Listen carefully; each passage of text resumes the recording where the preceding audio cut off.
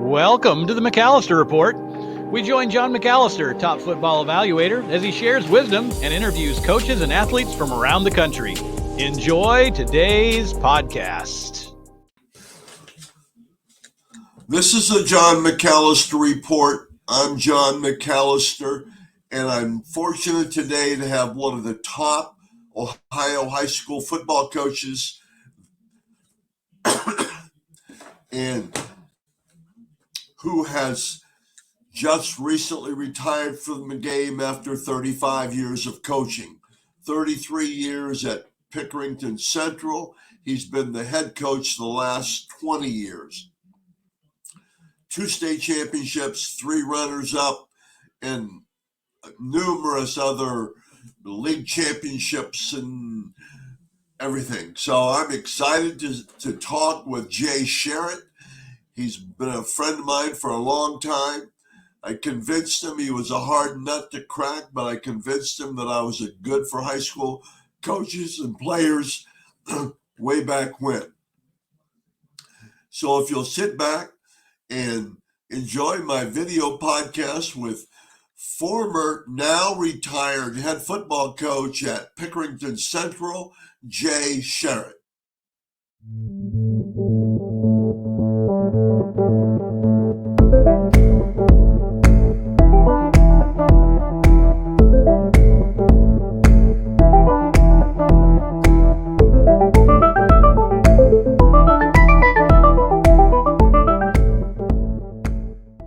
My guest today is the longtime head football coach at Pickerington Central, who we developed a really good friendship and recently retired.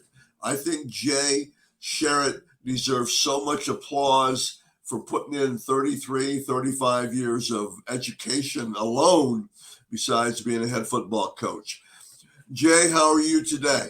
I'm doing well, and I'm glad you brought that up because I think we've known each other for 20 plus years, and just the high school football coaching aspect and some of the stuff that you've done for our guys over the years, where you've got their names out and got them noticed, and it's helped them get to that next level. I want you to know, John, we appreciate it at Pickerington Central. Well, I appreciate all that you've done, and I will tell you the couple things that stuck out in my mind. I think it sticks out in my mind. I talked to you years ago when you guys were invited down to Cincinnati the first year to play down there in the big shootout, the crosstown showdown. Mm-hmm. And we talked about that a little bit. And I think it was about that time I said, Jay, I think you got to play those games because Central Ohio wasn't getting out of and Central Ohio. And you guys went down there. And the first time you were there, I was worried because I was watching Cincinnati Moeller get off the bus. And there was no nonsense. And some of your guys, and I know who they were, I'm not going to mention names, they were like mocking him almost the first year. And I said, oh, man, don't do that. And they spanked you pretty well. But from then on, I think that you guys played really good football. And I think it's so important. Well, I think it's a learning process. And then if you want to go past week, round 3, round 4, you want to run into a Cincinnati team or a Cleveland team in that state semi and not lose 38-6, 42-0. Play them early. Let your guys already get a feel for it. And, you got to be thick enough skin that be prepared to lose a game or two while you're on this journey. And I think the coaching staff that I have been with me a long time. Those guys are as thick-skinned as it gets. They've coached in the biggest games. Right. And, I've put us in situations where these games are very difficult to win. And when you go down to the state of Cincinnati, it's going to be difficult to win no matter who you're playing, Moeller or anybody else. Right, for sure. And let's talk about wins and losses. I'd be remiss if I didn't. Your record was what, 211-42, something like that? Yeah. And 17 league titles. But I think most importantly, you've been knocking on the door with state championships in a very good, where you knocked on the door on 2 of them in 2017, 2019, and you've won, and I forget which ones. No, it was Once again, it's a situation where you get another round deeper in the playoffs, another round deeper in the playoffs, and you learn, like, we got to be able to sustain this. And we were runners up in 06. We were runners up in 11. We got to the state semis a handful of times in between there, and it's that thing is you learn from it, and then we pushed through in 17, won our first one. And then we got back to the Final Four in 18, got beat by a really good Coleraine team. And then we pushed through and won it again in 19. We were runners up in 20. And then, we got to regional championship. So our guys, when teams start to slow down, week 8, 9, 10, they're starting to look towards wrestling, basketball season, or another. Our guys are just starting to get a little hop in their step. And now they're used to pushing it deep into playoffs. Yeah. One of my favorite football players is Dimitri Crenshaw. And, you still talk to the head coach at Elder, and he's a good friend of mine. And he says, you just knew he was going to pull that out somehow. He said, I was so worried. State championship and the last play of the game, I think, it was pretty close. And it was crazy. But let's talk. We did that. We talked about, teaching. You've done that government for 30-some years. That's good. Started out, I'm going to ask you a question. You graduated in 84 from Circleville. Mm-hmm. Where was Larry Cook? Do you remember Larry Cook? Oh, Coach Cook was my high school coach. Oh, he was? Oh, yeah. And a lot of the stuff that we do organizational-wise and brand comes from Coach Cook. He's a good friend. Well, he's Pat, I think. Yes. But he was a good friend of mine. And he was always so daggone gruff and tough. Great guy, but he called him Johnny. Yeah. But he was a great guy. Great guy. Tremendous leader, tremendous developer of young men. And, back then, that was the time you could grab a player by the back of the neck and get straight with them really quick. And Coach Cook would do that also. Of course, he was so tall and imposing anyhow. I was very fortunate to have him for a high school coach my whole high school career. My goodness, that's so neat. Then Jack Johnson, I remember he was the head coach when I was just getting into this business. Mm-hmm. So only you and Coach Johnson have been the head coaches at Pickerington Central? I'm actually the fourth. There was 2 coaches before who coached for a few years at Pickerington, and then Jack was for 30 some, and then I was for 20 some. And then, so for a public school, Tiger football, we've only had 2 head coaches in the last 50 years. That's pretty good. That's pretty good. And you got that LaMonica guy hanging around behind you too sometimes, don't you? Well, yeah. We've been together a long time, and, we're moving this thing in the right direction. And I'd love to see Jeff take over the program. What's the key to keeping assistant coaches that long?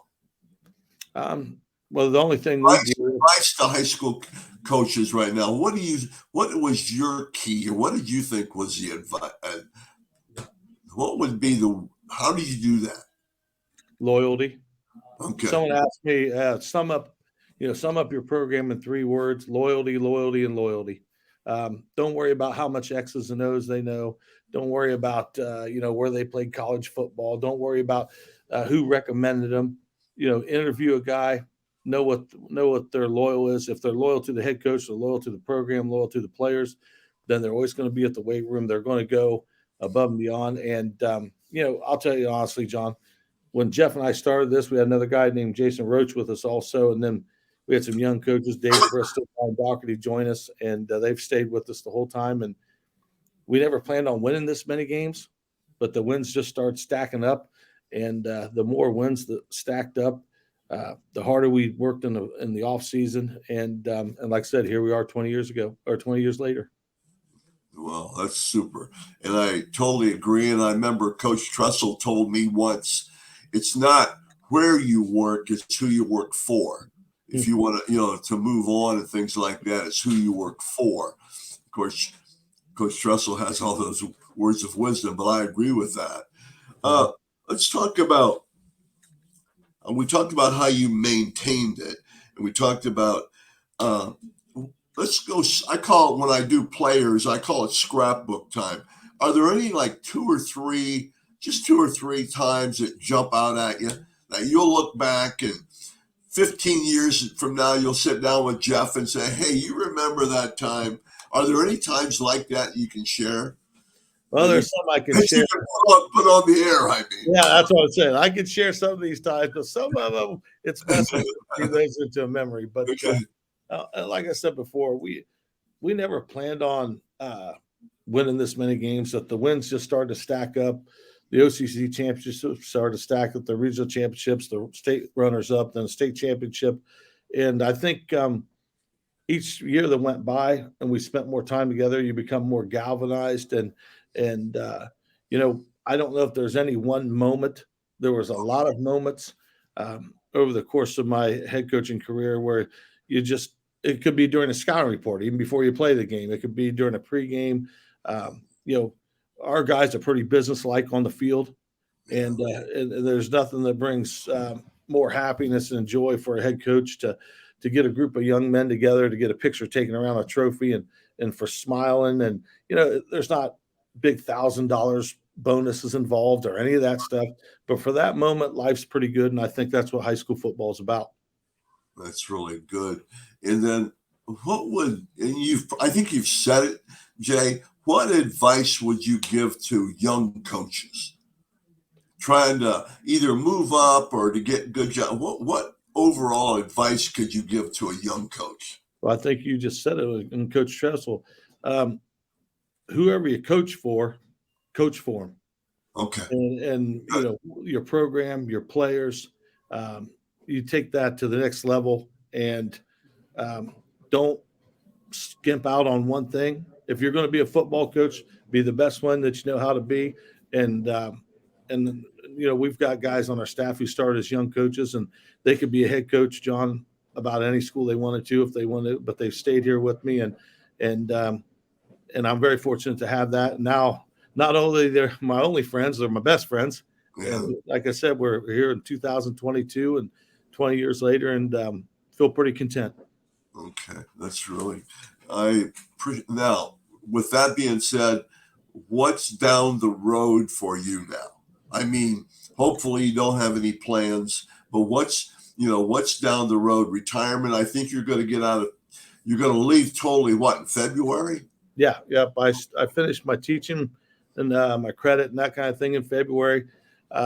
If you come looking for me by March 1st, you will not find me at Pickerington Central. Students have come by the classroom. Players have texted me, that kind of stuff. It's been a kind of nice. I'm kind of glad I did it and leave about a month and a half before I leave because, like I said, students have been great. Former players, alums that stopped in and continue to do so. And our building, we get a lot of college traffic through here. And Jeff and I, Lamonaco, have made a lot of good friends in the college ranks where, and honestly, Don, we've seen guys come in at a Division III school being, a part-time assistant, and now they're an offensive coordinator at some Power 5 school. And it's neat to see their career unfold, and we're good friends with them. Yeah, that's true. And plus, having been at your classroom a few times, just right down the hall, I think you got another coach right around the corner or something like that. Yep. That makes it really nice. Okay, what about, we talked about Moeller and how was in playing the big schools, in which you guys obviously do, but let's talk about how has football changed since you started? That you could say, how's high school football changed? Well, I think people have tried to change it. I think one of the things that we've done here at Pickerington Central, this is a very mean, vicious contact sport. Doesn't mean it can't be played by gentlemen. Doesn't mean it can't be played within the rules. But when that ball snaps, I mean, there's going to be contact every play. And I think where our guys have really excelled is that you might have somebody who's 5'8", 180 pounds trying to block somebody who's 6'4", 280. Now, they don't have to block them for 2 hours straight, but for that 8 to 9 seconds, they got to play football against them. And I think some coaches, where it's changed is they get wrapped up in trying to who they're going to schedule. Let's try to schedule as many wins as possible. And it takes a strong staff to back up a head coach when he says, we're going to go this direction. we're going to play Cincinnati Moeller. Then after them, week 2, we're going to play St. X.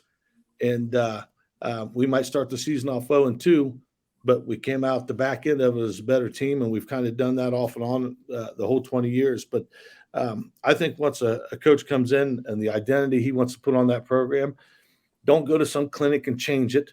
You might modify it a little bit, but I think most teams and I think most head coaches around the state would say, I'm not saying we're going to win every game, but we're going to play football every play. And at the end of the day, you're probably going to know that you played a pretty tough team. Yeah. Greg Dempsey up at Toledo Central Catholic has redone his schedule, and he's talking about just what you did. He's playing tough teams early. They scrimmage Hoban every year, in that first game. Then I think they played Avon Lake. And just what you're saying, he said they got tired of beating up teams early, and you didn't really know what you had. And I think that's really smart. I mean, obviously. Okay, what about kids then? And that's a tough question. But and I've been around them for, gosh, I started coaching Little League Baseball when I was 18. But I mean, what about in football? How have kids changed? I think the core value of a football player in high school hasn't changed. They want to get on the internet. They want to deviate from who they really are. But one of the things that we emphasize to our guys and our coach staff, you want to bring honor to your last name. So if you think scoring a touchdown and thumping your chest and doing something brings honor to your last name, it doesn't. Scoring the touchdown does. Letting your parents or your family soak up that moment, that does. Celebrating with teammates, that brings honor to your last name. Sometimes when you try to push it, make a comment that probably isn't within the program or your team concept, that's when you go out and don't perform. And then you have everybody pounce on you. So, John, we don't coach angels. Our guys aren't angels. Nobody is, but you don't have to be an angel. But there's certain times, especially in this sport, where you have to stay in with the concept of the team. And if you start to get a little bit self-absorbed, especially in our program, it hardly ever works out for you. And but the guys who kind of let themselves go, the Demetric Crenshaws, put their selfish stuff aside, wins 2 state championships, almost won us a 3rd one, and they play outside their body and they have great performances, and that's why probably you and I are talking today. Yeah. The thing that amazes me, let's go, that people don't understand. I'm on the sidelines for every game in probably 30 years, except one. I had to be in the press box. But I don't think they see both. All they see is a kid on the field. Now, sometimes he's trying so hard, he's going to make a mistake. Or, and sometimes he's going to get frustrated. I believe in the little bit of celebration now. I'm talking about a fist pump. I'm not talking about dancing and all that stuff. Right. No, we're on the same page on that. Right. And the guy was serious. I'm a linebacker up in Toledo, and I loved him. But he was also take over games guy. But he was as soon as he walked across the white line, going onto the field, he changed off the outside, and that's the way some of your kids are, because I know them but before they hit the white line, they're like joking around and stuff and relaxed. And boy, as soon as they cross into the field, they turn it off. I mean, they're so competitive, and I think sometimes we get caught up in kids who are so competitive that they look like they're being attitudes and stuff, and they're not. Just a couple more questions. We've talked 18 minutes. Okay. It goes so fast. We talked about I'm not going to find you after March 1st. Okay, what will you? This silly question. What will you do to buffer not coaching? Oh, well, I think my wife and I, Linda, I'm going to go off the grid for a little bit. Just kind of chill. And then we've always wanted to go watch our players, guys in college. We got a few in the NFL. We got former players coaching in college. We got former players coaching in the NFL, and we've never been able to go see them because we're always doing scouting report, always doing stuff. And So that's one of the things, a little weekend getaway, that kind of stuff, and not have to worry about weight room on Monday. So, like I said, I've had a couple coaches contact me here and there about what I want to do afterwards, and in our retirement system, I was supposed to be able to retire at 52, and then they added 5 more years. So now here I am, 57. I don't know if you know what the 57 is. That's the new 60. So, so I'm just going to kind of let it play out a little bit, and we're going to enjoy the time. And my wife works at a bank here in town. She'll continue to work, and we'll work from there and take it week by week. That's really good, Jay. It's phenomenal. And I have to mention 2 players. I think he's still in the league or not, but Taco Charlton was one of my favorite players. He's had a heck of an NFL career.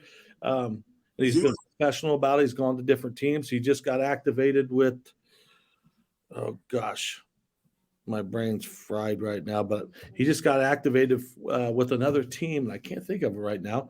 But and they're in the mix this year in the NFL.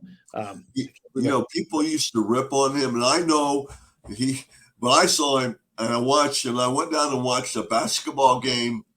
It was at your place, I think. And they told me he's got an attitude and all this stuff. But Taco Charlton always rings a bell to me. And I saw him play basketball, and man, he was like possessed, focused. Focused and all that stuff. And that's when I fell in love with him. I think he's such a good player. And then the last one is Sonny, that just went to Ohio State. When he was a freshman, I saw him play basketball, and I think it was at it was Gahanna or anyway, I saw him play basketball, came down on a fast break and stuffed it as a freshman. Yeah. And I said, to myself, I'll never see him play football, but he chose that, and he's going to be really, really good.